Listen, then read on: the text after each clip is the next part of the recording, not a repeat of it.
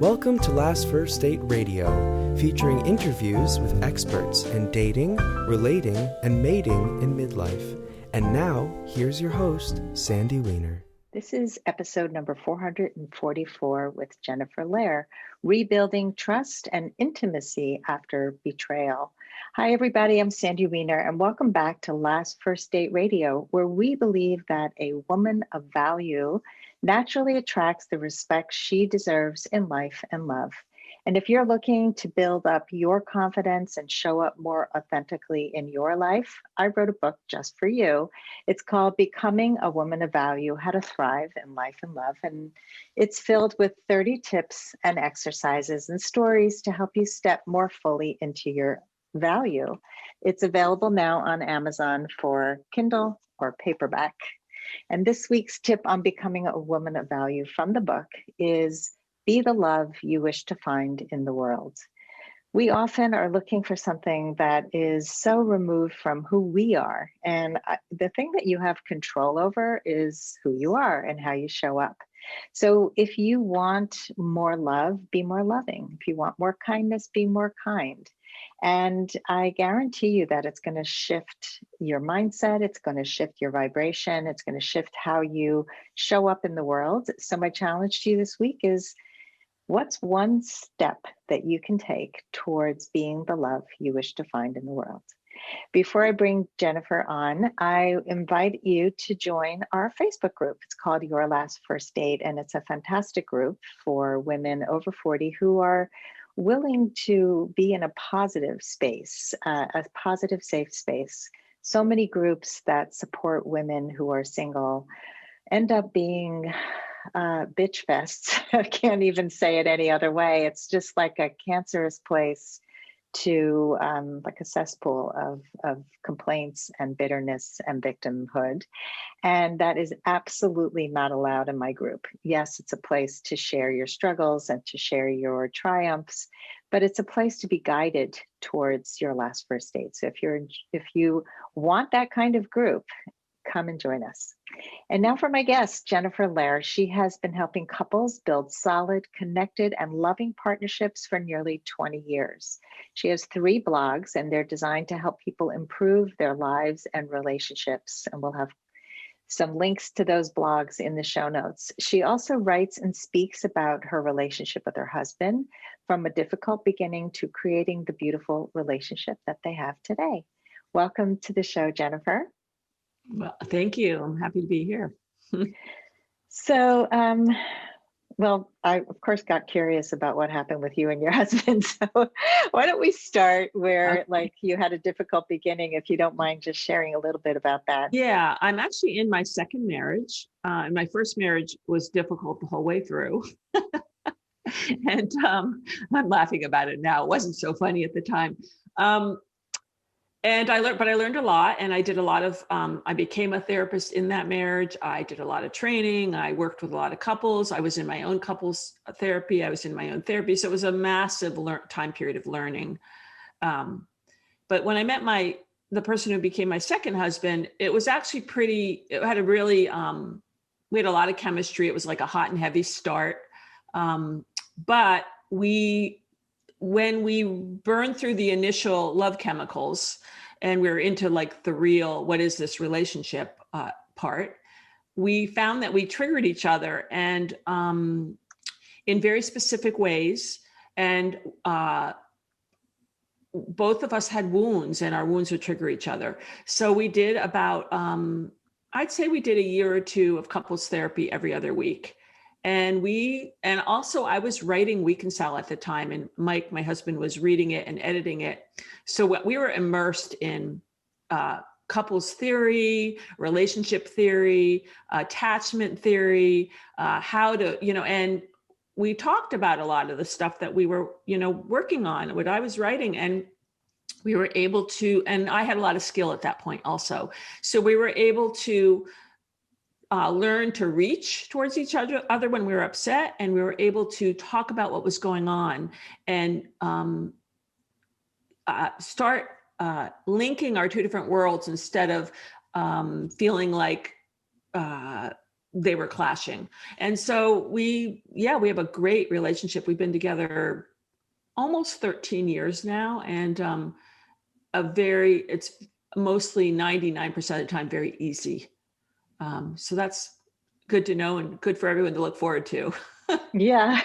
Well, we have a lot of people who listen who have been married at least once, and a lot of people have given up hope. So I love that at the point when a lot of people split, you worked it out. And I think that's an important message that, if both parties are willing to put the work in and can get past their own triggers, it can work, and you can actually have a better relationship, a deeper relationship than you ever imagined, right?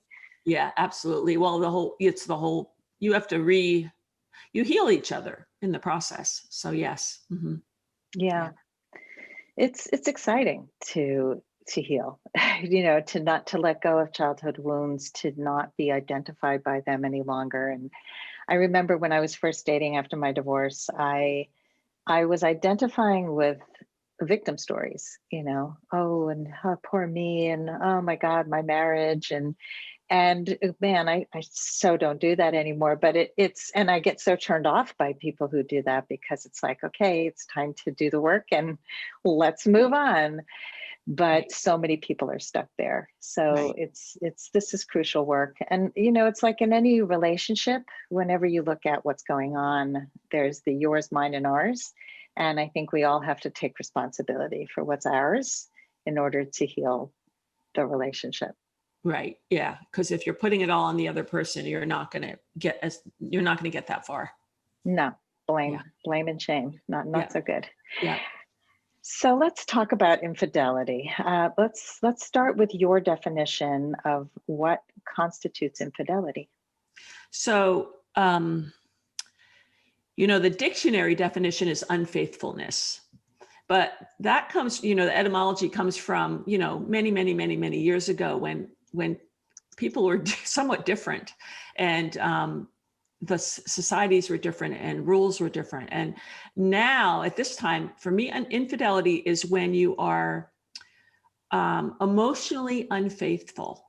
You're doing something with someone that you wouldn't want them to know about. You aren't transparent about.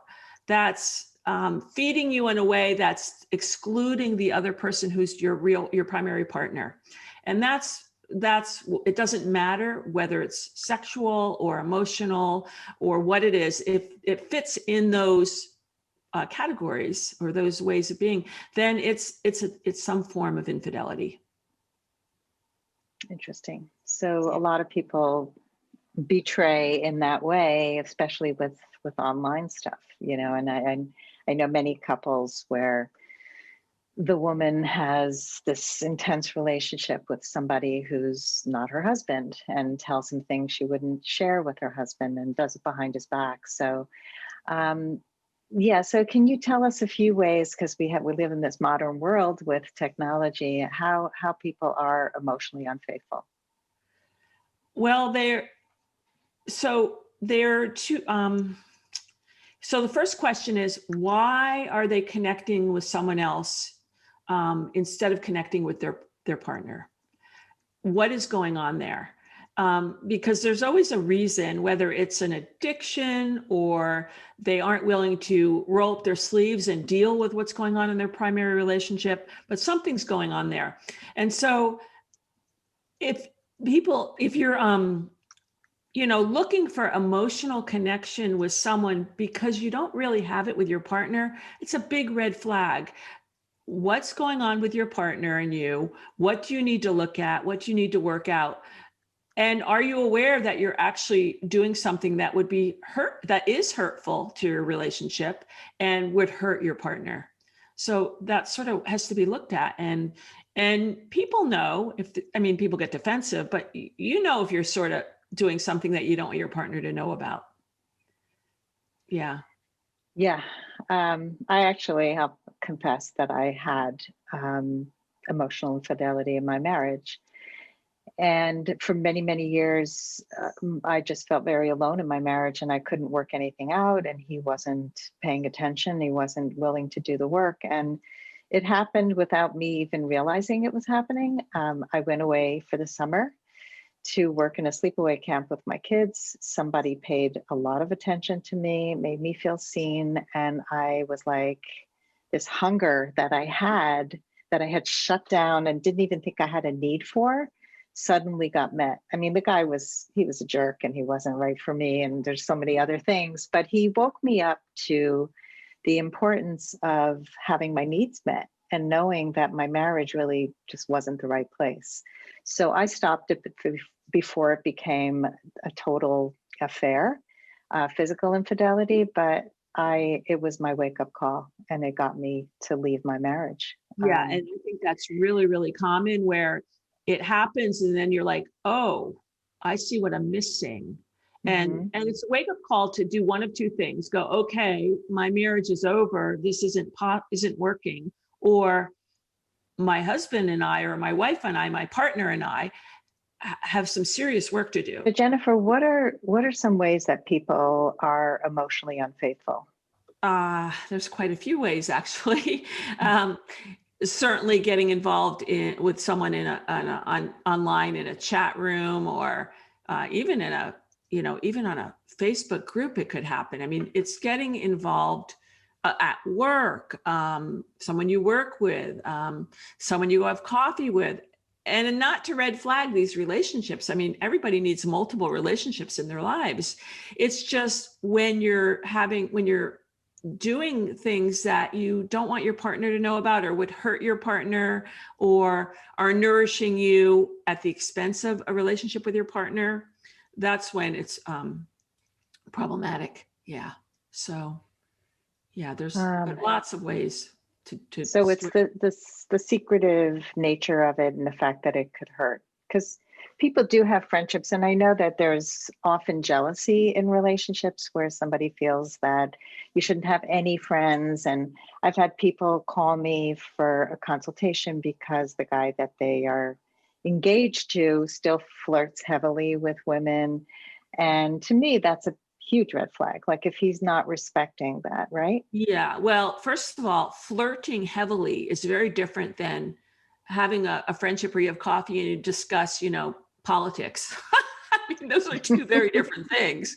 So what is the energy between the two people? Is it sexual? Is it, oh, you're so attractive? That's not okay. Or is it, yeah, I like your mind. I like talking to you. I trust you. You're fun. I enjoy your presence, but you're not interfering with my relationship, my connection with my partner. Yeah. Very different. And when somebody makes a request and says, this is upsetting to me, it makes me feel disrespected, unloved, unseen, whatever, and the person continues to do it or dismisses or gaslights or whatever, that's a big issue. Yeah, because the whole point of being in a relationship is to understand each other's wounds and sensitivities and help that other person feel that you've got their back. Yeah. And if you don't have their back, then, what are you doing? Yeah. Yeah. So many people just fall apart with infidelity. So let's talk a little bit about why it's so devastating to so many. Well, this is where we get into attachment theory, of course.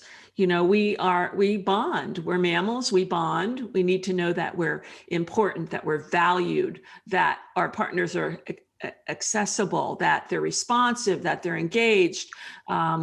We need to know that we won't be abandoned. We need to know all kinds of things. And so when someone, if there's an infidelity, it's a tsunami. We've just been blown out of the water because our biological need to feel safe and secure in relationship has just been really broken. Yeah, and we want to, relationships require vulnerability, and you can't be vulnerable if you can't trust and if you don't feel safe. So it's very, very basic that you need those things, and that an infidelity is going to shatter those needs. Yeah. So we need to rebuild. If the marriage or the relationship is to be saved, how do we begin to do that? So this is where you get into very specific things that need to happen. The person who cheated will have to be able to have remorse. Not, I'm sorry I cheated, but I'm sorry for the pain. I'm sorry. I'm so sorry I broke your heart, and my heart is breaking because I broke your heart. It has to be that level of remorse. And because it has to be felt, it has to happen on the emotional level. So that is the first thing that has to happen. And the partner that cheated will have to be willing to, whether they, to do whatever is required. Yes, you can check my phone. Yes, I'll tell you the story 100 times if you need to hear it 100 times. Yes, I'll apologize 100 times and I won't be defensive and angry and resentful. That person who cheated will have a lot to do in terms of making it, being different than they were. And then on the other hand, the person who was cheated on has to know that they want to trust again, and has to know whether they can or cannot at this moment, that they would like to eventually be able to forgive. So both those pieces are really important. Mm. Yeah. Yeah. So I love that, because it's not just one. It's and also if the relationship, I imagine, like if it fell apart for a reason, then there's work to be done. So it's not just, oh, hey, I totally get it, I would cheat on me too. But it's like, yeah, this is not the way to handle it. I remember speaking to somebody who cheated multiple times on her husband, and she said, well, you know, he was depressed. So do you blame me? And I'm like, yeah, because you had other options. So it's not, yeah, you know, I understand that you didn't really enjoy being in that relationship, but there were other ways that you could have handled it. And Right. Which is why I left my husband. You know, I knew that the way that I wanted to go was not to go into a relationship with somebody else. That was like, oh my God, I got here. This is something I need to look at. Right. Exactly. So, yeah. So like your example lady, I mean, that's someone who's very involved in her own needs, Mm-hmm. to the exclusion of being able to consider, well, I have a partner, and even if this is a difficult chapter, that doesn't mean I can't find a way to be with this person. And yeah, sometimes we're required to not just be nourished, but to nourish the other person. It's not like it's always about me. Really? No kidding. Shocker, right? But you know, you mentioned something I wanted to address too, and you said, you know, if somebody wants to hear the story 100 times, there are a lot of people who say, don't go into the nitty gritty, don't go into the details. And I know when I went through this, my husband wanted to know everything. Tell us a little more about what you said about, you know, if somebody asked you to keep repeating the story. Right. So, well, I'm thinking in terms of a relationship that it has the potential to move forward, Mm-hmm. Which sounds like yours wasn't that particular situation. No. But if you're in a relationship that you want to move forward through, the person who's been wounded often wants to figure out, why did this how did this happen? Why did this happen? How did they need to like build ground under their feet, because it's like the rug got pulled out and they don't understand. And so there's going to be often a need to know, and it's not always great to hear every little detail, but some people do have that need, and they cannot find the ground they need until their partner is willing to say, okay, I'll give you a blow by blow, and it's not going to be fun or pretty for you, but if you want it, I'll give it to you, and then we'll work through it. It's better than the partner saying, I'm not going to tell you. It's not good for you. It's another withholding. Mm-hmm. And if you're working it out, you can't be withholding or defensive. Yeah, and I like the way you said it, because it's with boundaries. Like, yes, I will tell you if you need to know, and then we'll work through this. It's right. Not just, and then I'll repeat it 60,000 more times and tell you 8,000 more details. And because I can imagine that just becomes a big fight each time, instead of really adding to the value of the relationship moving on. Yes, although, this is a tricky situation because there's two sides, because what can end, and this, I've seen this happen before, where I'm thinking of a couple where one person betrayed the other person. And what the betrayer did is he said, in this case, it was he said, I'm not going to talk about it anymore, which left the betrayee no place to, because she wasn't done dealing with the images and the feelings and the whatever she had to do inside. She wasn't, and so that's a stonewalling, and that's a problem. So it is a tricky place, because you don't want to, it can't be about that. There's a reason they need to know again and again. And it's understanding, why do you need to know again and again? What's going on that this is important that you need to know again and again? And because it might be a valid reason that they're trying to do something inside to reorganize something and go, oh, wow, this really did happen. And maybe they need to hold on to the shock a little longer to really get something went really wrong. And I don't understand it. And I need to understand it, is how I would put that. Yeah, I like the questions, because and that's what was going on in my head, is what questions can you ask the partner about, the need to know? Because I think that helps too. It's like, we want to get some clarity about why do you want to know? What do you want to know exactly? Otherwise, it's, it could feel like it's exhausting. Well, it can, but you also don't want to protect the affair.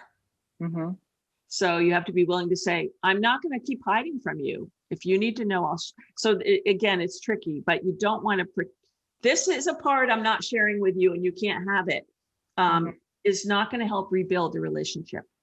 Yeah. So, but if you're with someone who's especially jealous or, has a certain particular kind of wound, they might need to hear it way more than, and often the person who's been cheated on does need to hear it way more than the other person's comfortable with. I mean, that's really common.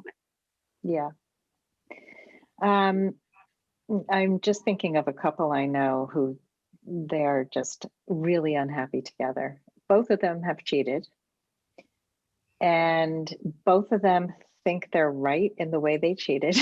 It was just fascinating to see, like, there's so much contempt and stonewall, like every Gottman, horse of the apocalypse has shown up in this relationship. Right. And I remember her coming to me and saying, my husband had an emotional affair with somebody, and I found, his communication, and how dare he? And I said, you slept with somebody. Like, where's the disconnect here? So have you seen couples like this where they both felt justified and they both cheated in different ways? I'm not thinking of anyone specific, but I know I have. And, you get into this, I don't know, it's really, there's a selfishness going on where everyone's trying to fill their own needs and not be accountable. And you got to be accountable. It's not just about filling your own needs. Like, you have to be able to say, I've done something wrong, or something is wrong with me, or something is wrong with this relationship, and I'm a part of it. You can't just go, well, you did that, so I get to do this, and yours is worse than mine. As soon as you're in that, you might as well just say, you know what, forget the relationship, go back to individual therapy and get your shit figured out. Yeah. Yeah, I mean, that accountability piece is huge. And in any relationship, years ago, I had a problem with my daughter, and I went for coaching. I went to find out, how can I be a better mom? What can I do differently? Right. We have to take responsibility for our share, or nothing happens when you're stuck in that blame and shame place, which we talked about at the beginning. Yeah. Well, so let's say, okay, the infidelity is out and we are working on forgiveness. And now, where do we go with the relationship? What changes? Well, you're going to have a whole new relationship because the old one's toast. It's been destroyed. So we'll start with that. You'll both be much more, assuming you're doing this, in a way that's productive, you're both going to be much more aware of how connected you are, whether you're attending to each other, how responsive you are. Your awareness of each other is going to shift. You're both going to look at yourself, not the other person. When you get defensive, when you start hiding, the awareness has to amp up, because you can't do it the same way, or you won't have a relationship. You actually both have to grow and create a new relationship. And that's really the whole point. It either breaks you apart, or you change and change who you are, how you relate, and create a much better relationship. Yeah. And so how often are people able to really repair this way? Because you see so many relationships, they're permanently damaged. Yeah. I don't have a number. I really don't know. I think some people can repair, for sure. It has to do with their capacity to look at themselves, both partners' capacity to look at themselves, their capacity to grow, that they are mature enough that they want to grow. Like, why did my first husband and I not make it? I dragged him to couples therapy before we got married. I dragged him off, and I was like, let's do this. And he went, but because he didn't want to lose me, but he didn't want to be there. He didn't want to uncover. I'll tell you exactly what it was. He didn't want to uncover. Under his anger was shame, and his shame was too painful to go into. And because he wouldn't address that, he lived in a way that was never going to be emotionally connective enough for me. And that was basically the kiss of death. And it was a period of, we were married 11 years. I think we were together 14 years. So it was a long time building and coming. And I, was growing, and he was growing differently, or not the way I was. And it was inevitable at some point it wasn't going to work. Mm-hmm. Yeah. And that's important to recognize. I think in the dating world, too many people choose a partner who is not the right partner and then try to make him into the right partner. Women do that much more than men. I think men are like, just don't ever change. And the women are like, yes, now please change. Yeah. So it's just important to see, for me now as a woman dating after divorce, one of the most important things I look for is the willingness to grow and having a process. Being able to process emotions, being able to admit when you're wrong and work things out. Because how we repair, and this is evident in our conversation today, how we repair is even more important than what happened in the first place. It's like things get screwed up. We make mistakes. We hurt each other's feelings, but how we fix those things and make better. Yes.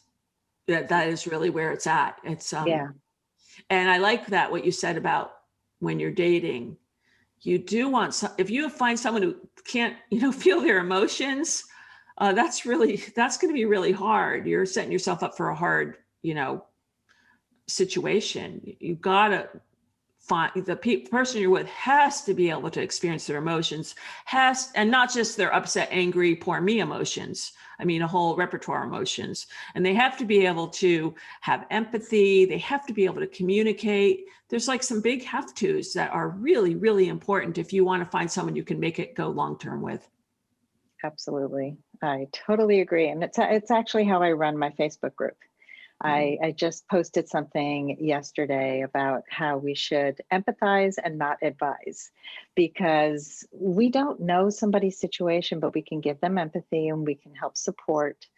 But we have no right to say, yeah, you know what, you should run away from this relationship. Don't do this, do this. And so many groups are not run that way, but I'm trying to model how to be in relationship, how to communicate better, how to have empathy and compassion for each other. Right. So really important. Brene Brown has this great little cartoon video. I don't know if you've seen it, with the little cartoon characters. One of them's down in the basement, basically. Have you seen it? With empathy and sympathy. Yeah. Yeah. And then the other one comes down and is with that. And then the goat or whoever it is sticks his head down. What are you doing down there? It's like anyway, for people who haven't seen it, it's a really good illustration of the difference between sympathy and empathy. Yeah. Just being with somebody. Yeah. I love that video. I'll find a link and I'll put it in the show notes. Okay. Jennifer, this is such a great conversation. I love what you shared, and it's practical, but it's also hopeful that with the right skills and the right desire to grow and change, we can really work through just about anything in relationship. Yeah, yeah. So thank you. And share how people can find you. I know you have a free gift for our audience, a quiz. Okay. Yeah. So you can find me on WECONCILE, weconcile.com, which is a relationship educational program that's turning into an app. And yes, we're in the middle of that right now. And on that, I have a blog with a ton of articles, including an article on infidelity, surviving infidelity, that you could scroll through and find. But you can go to weconcile.com/quiz, and I have a 10-question, very quick relationship quality quiz on there. And you can find me on Instagram at weconcile, Facebook at weconcile, that kind of thing. So yeah, I'm out there. Great. Yeah. Thank you. Yeah, no, it's for been the really work fun. you do. Yeah. Yeah. And thanks everybody for listening. If you love our show, please rate and review us. It always helps. And we hope you go on your last first date very soon.